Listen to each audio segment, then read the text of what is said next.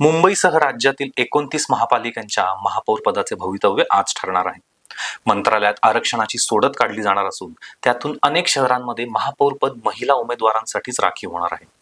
या आरक्षण प्रक्रियेमुळे 15 शहरांमध्ये महिला राज निश्चित झाला आहे.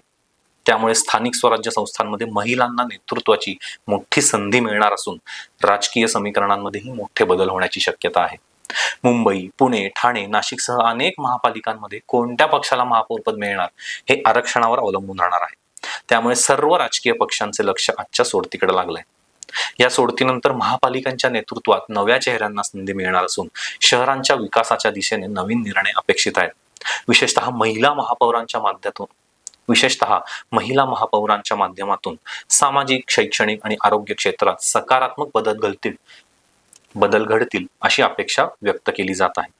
मुंबईसह संपूर्ण राज्यातील नागरिकांच्या नजरा आज मंत्रालयाकडे लागलेल्या असून ही सोडत महापालिकांच्या आगामी राजकीय चित्रावर निर्णायक ठरणार आहे.